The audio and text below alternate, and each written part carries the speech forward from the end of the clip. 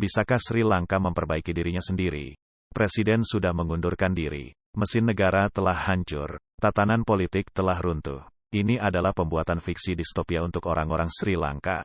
Itu kenyataan mereka sekarang. Semua berkat satu keluarga. Sebuah dinasti yang pernah menimbulkan ketakutan, mengendalikan semua untayan kekuasaan dan memerintah seperti para dewa Olympus. Hari ini mereka telah diusir dari kekuasaan oleh orang-orang yang memilih mereka. Seperti inilah minggu itu. Kantor-kantor pemerintah diserbu, penyiar negara dibajak, istana presiden digeledah, rumah perdana menteri dibakar. Itu mirip dengan episode Black Mirror, pertunjukan langsung dari Orwell 1984. Jadi apa selanjutnya dalam tragedi langka ini dan apa yang diperlukan untuk menarik negara ini keluar dari krisis? Halo dan selamat datang di pertunjukan podcast My Force. Sri Lanka dalam kekacauan, tidak ada pemerintahan, tidak ada pemimpin yang diterima, tidak ada makanan, dan tidak ada bahan bakar. Mari saya tunjukkan beberapa angka. Setiap hari, 70% warga Sri Lanka tidak makan. 12% rumah tangga miskin berada dalam kondisi krisis. 4,8 juta anak bolos sekolah. Lebih dari 3 juta orang membutuhkan bantuan kemanusiaan, dan lebih dari 400.000 orang Sri Lanka kehilangan pekerjaan. Judul-judulnya menakutkan. Orang-orang mengatakan kepada orang-orang untuk tidak jatuh sakit karena mereka tidak memiliki obat. Orang-orang meninggalkan mobil dan sepeda untuk sepeda karena mereka tidak memiliki bahan bakar. Pada tanggal 7 Juli ratusan orang ditangkap melarikan diri ke Australia karena mereka tidak melihat masa depan di Sri Lanka dan dapatkah Anda menyalahkan mereka? Pada tanggal 7 Juli pengadilan menolak permohonan untuk menghentikan protes dan memerintahkan polisi untuk tidak mengganggu mereka.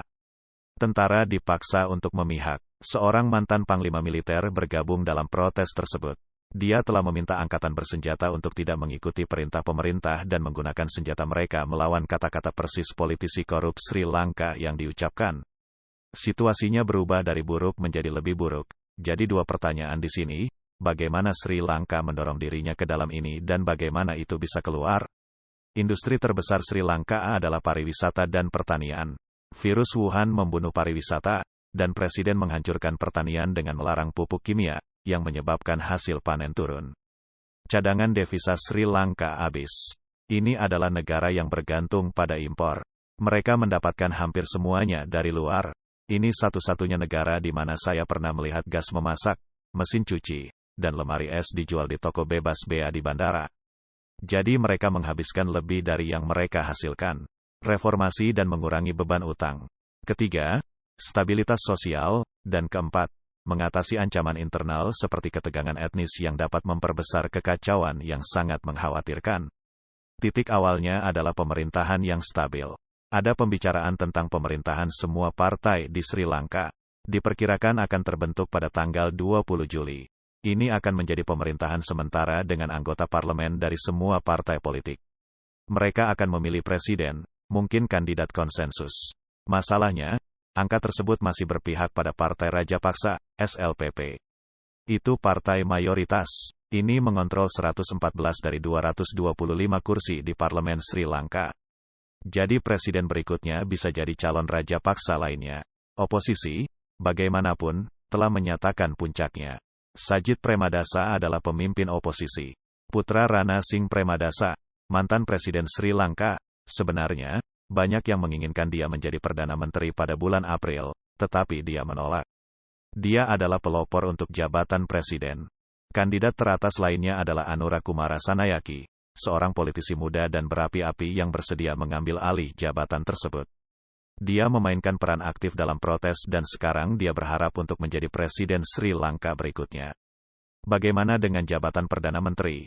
Siapa yang akan mengambilnya? Laporan mengatakan ketua parlemen akan mencalonkan Perdana Menteri untuk seseorang yang dapat diterima oleh semua pihak. Pertanyaan berikutnya adalah berapa lama pemerintah sementara ini akan berkuasa? Pembicara mengatakan sampai stabilitas dipulihkan, pemerintah ini tidak akan memiliki mandat rakyat, tetapi pada titik ini adalah taruhan terbaik Sri Lanka dan saya mengatakan ini karena dua alasan. Sebagai permulaan, parlemen tidak dapat dibubarkan. Menurut konstitusi, seorang presiden yang sedang menjabat dapat membubarkan rumah hanya setelah ia menjabat selama 2,5 tahun, yang tidak terjadi sekarang, jadi tidak ada ketentuan konstitusional untuk membubarkan parlemen, dan bahkan jika ada, itu adalah proposisi yang mahal, dan itulah alasan nomor 2.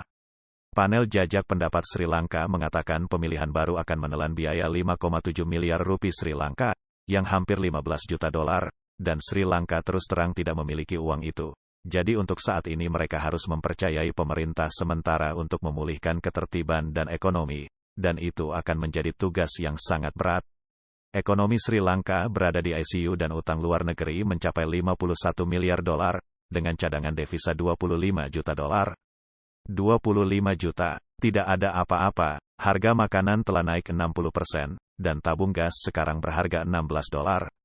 Mata uang telah merosot menjadi 361 rupiah per dolar, dan 5 miliar dolar diperlukan untuk mengamankan pasokan penting selama 6 bulan ke depan, sehingga pemulihan ekonomi akan memakan waktu lama. Dan proses yang sulit. Bank Dunia telah menyarankan 3 langkah untuk Sri Lanka. Pertama, meningkatkan produktivitas pertanian. Seperti yang saya katakan pada tahun 2019, Sri Lanka beralih ke pertanian organik. Itu melarang pupuk kimia. Pergeseran itu terjadi dalam semalam, dan itu terbukti menjadi bencana. Produksi beras dalam negeri turun 20. Tanaman komersial seperti karet dan teh hancur. Untuk membalikan ini, Bank Dunia menyarankan untuk membatalkan kebijakan pupuk kandang dan berinvestasi pada pupuk yang tidak terlalu merusak lingkungan. Solusi nomor 2 adalah diversifikasi ekonomi dengan menciptakan lebih banyak pekerjaan non-agraria. Selain pertanian, pariwisata telah menjadi andalan perekonomian Sri Lanka. Ini adalah industri terbesar ketiga mereka. Virus Wuhan menempatkannya di ventilator. Hal itu mengganggu arus wisatawan. Kebijakan pemerintah memperburuk keadaan. Mereka mengurangi dana untuk sektor perhotelan dan mengalihkan uang itu ke proyek-proyek yang tidak layak. Bank Dunia mengatakan menghidupkan kembali pariwisata dapat membantu. Kementerian Pariwisata telah mencatat bahwa pihaknya berencana untuk mengadakan roadshow di India untuk menarik lebih banyak wisatawan. Solusi nomor 3, terapkan reformasi yang mendorong produktivitas dan menciptakan lapangan kerja. Pekerjaan informal tersebar luas di Sri Lanka. 70% dari tenaga kerja mereka bekerja secara informal, yang berarti 70% orang melakukan pekerjaan sambilan, berakhir sebagai pedagang asongan, atau penjahit, atau tukang kebun. Mereka tidak menghasilkan banyak uang, dan ini mengarah pada produktivitas yang lebih rendah dan lebih banyak kemiskinan. Sri Lanka membutuhkan reformasi untuk mengubah ini, dan akhirnya, stabilitas sosial dan ancaman internal. Soalnya, ada kekosongan kekuasaan yang bisa dimanfaatkan oleh kaum radikal dan ekstremis. Setiap langkah yang tidak sensitif dapat membuka luka lama dan memperburuk ketegangan etnis. Hal ini juga dapat membuat Sri Lanka rentan terhadap ancaman eksternal. Ekonomi Sri Lanka dilumpuhkan oleh pemboman Paskah hampir 3 tahun lalu. Serangkaian serangan ISIS di Colombo menewaskan 270 orang dan melumpuhkan perekonomian Sri Lanka. Pemerintah harus memastikan hal seperti ini tidak terulang. Jadi apa yang dunia lakukan untuk membantu teman Raja Paksa? Cina mencolok dengan ketidakhadirannya. Kedutaan mereka mengatakan kepada orang-orang untuk tidak bergabung dengan protes. India telah mengirimkan bantuan senilai 3,8 miliar dolar, tetapi India melangkah dengan hati-hati. Ia ingin menghormati sentimen publik tanpa terlibat dalam kekacauan politik. Sejarah memiliki beberapa pelajaran. Terakhir kali India mengirim pasukan untuk membantu Colombo melawan pemberontak. Itu tersedot ke dalam perang saudara Sri Lanka, dan itu tidak berakhir dengan baik. Jadi kali ini India fokus pada pemulihan ekonomi. Memastikan lampu tetap menyala di Sri Lanka. Penderitaan Sri Lanka akan terus berlanjut dalam waktu dekat. Saya ingin mengakhiri dengan apa artinya ini. Apa arti krisis ini bagi kita, bagi negara, bagi para pemimpin, bagi individu. Ada pelajaran bagi semua orang di sini. Pemimpin yang memperlakukan kekayaan negara mereka sebagai milik mereka sendiri dan yang mengabaikan kebutuhan rakyatnya akan hancur. Bahkan yang terkuat di antara mereka. Pelajaran bagi negara-negara adalah untuk waspada terhadap investasi Cina. Pelajaran bagi individu adalah untuk tidak menghabiskan lebih dari yang mereka peroleh. Anda akan berakhir bangkrut. Saat kami menyelesaikan ini, pikiran kami bersama orang-orang Sri Lanka. Mereka telah melalui neraka, dan mereka telah menunjukkan pengekangan dan kesopanan melalui sebagian besar